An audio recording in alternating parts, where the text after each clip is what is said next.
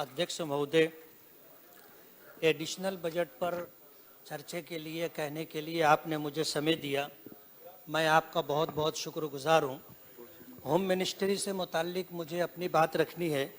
मेरी constituency Malegaon central 114 में law and order के हालात बहुत ज़्यादा ख़राब हैं और उसकी ख़राबी की वजह यह है कि बहुत बड़े पैमाने पर मेरी कॉन्स्टिट्यूंसी में ड्रग का नशा आवर चीज़ों का कारोबार हो रहा है, जिसमें गांजा है, अफीम है, कुत्ता गोली है, एमडी है और इन जैसे नशा आवर चीज़ों का कारोबार बड़े पैमाने पर होने की वजह से मेरी कॉन्स्टिट्यूंसी के अंदर मर्डर के 9 हादसात साल 2020 से अब तक मर्डर के 2, हाफ मर्डर के 14, बलात्कार के 11, एक डकैती, जबरी चोरी 14, घर फोड़ी 41, चोरी के 91, 19 दंगे, आत्महत्या के 9 घटना हो चुकी है। और इस सिलसिले के अंदर डिपार्टमेंट से बार बार बात करने के बाद भी कोई कार्रवाई होती नजर नहीं आ रही है और नशे का कारोबार करने वाले जो लोग हैं, ऐसा लगता है कि डिपार्टमेंट की तरफ से कहीं ना कहीं उनको छूट दी जा रही है, जिसकी वजह से ये कारोबार बढ़ता जा रहा है। हालात खराब होने की वजह से आज हफ्ता भर काम करने वाला मजदूर जब अपनी तनख्वाह लेकर के जाने लगता है तो उसे कटर मार करके उससे उसके हफ्ते भर की कमाई छीन ली जाती है। मोटरसाइकिल बड़े पैमाने पर चोरी हो रही है और चोरी करने वालों का कोई जो है अता पता नहीं है।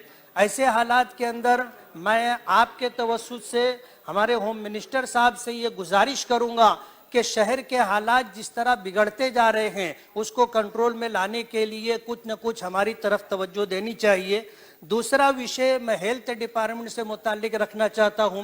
कोरोना के दौरान फरवरी और मार्च में मालेगांव के हालात बहुत ज़्यादा ख़राब थे और 1000 से ज़्यादा तादाद में लोगों की अमवात हुई।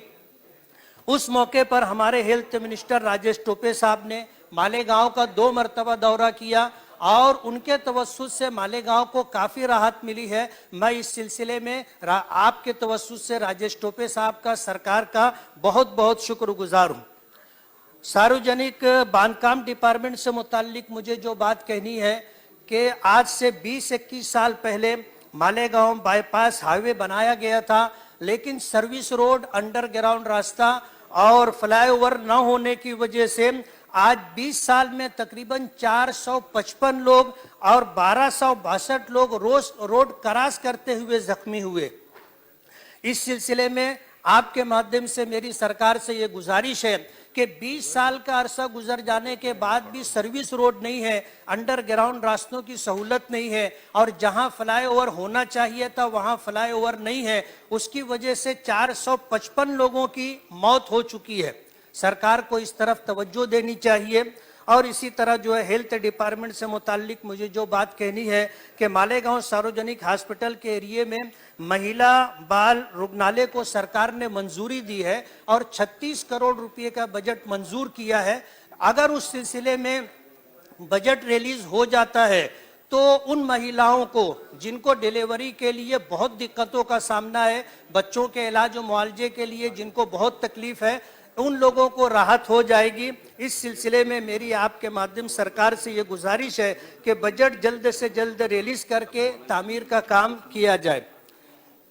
मालेगांव एक टेक्सटाइल सिटी है और रोजगार का सबसे बड़ा जरिया यही पावरलूम और टेक्सटाइल है।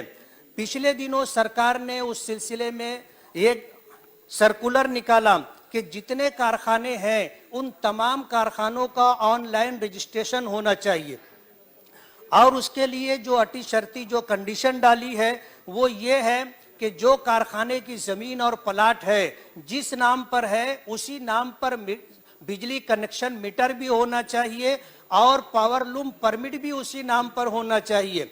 मैं ये बताना चाहता हूं कि ये बाप दादा से आया हुआ कारोबार है और आज ये शर्त तो पूरी करना हम लोगों के लिए बहुत मुश्किल है। जमीन प्लाट किसी और के नाम पर है, पावरलूम कनेक्शन पुराना होने की वजह से किसी और के नाम पर है और सरकार का पिछले दिनों जो सर्कुलर था, जो कानून था कि 4 लूम से ज्यादा परमिट एक आदमी के नाम पर नहीं हो सकता। आज 24 लूम का जो कारखाना है उसमें 24 रूम के परमिट एक आदमी के नाम पर कैसे हो सकते हैं।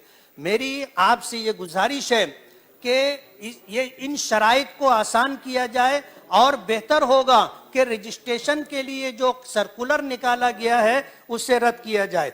मालेगांव टेक्सटाइल सिटी है, एमएसईबी बोर्ड के तवस्सुस से पिछले दिनों बिजली मिला करती थी, लेकिन 2019 में प्राइवेट कलकत्ता बिजली कंपनी को ठेका दे दिया गया है 20 साल के लिए। कंपनी ने लॉकडाउन के बाद फरवरी 2021 में ताबा लिया और ताबा लेने के बाद जो सहूलतें मिलनी चाहिए आज तक लोगों को सहूलतें मिली नहीं है। मेरी आपके माध्यम से गुजारिश है, नया बिजली कनेक्शन आसानी से मिलना चाहिए और इसी तरह 3 फेज का कनेक्शन मिलना चाहिए। और बिजली जो बार बार जो है कंडक्टर टूट जाता है और लॉकडाउन की वजह से जो हालात हैं, इसके पेश नज़र जो है कोई ना कोई सहूलत सरकार की तरफ से बिजली कंपनी को आदेश दे करके मिलनी चाहिए। आज इस मौके पर आपने मुझे कहने का मौका दिया, मैं आपका बहुत बहुत शुक्रगुजार हूं और ये उम्मीद करता हूं कि जो गुजारिशात मैंने की है उस पर अमल आवरी होगी और लोगों को जल्द से जल्द सहूलत मिलेगी। बहुत बहुत शुक्रिया।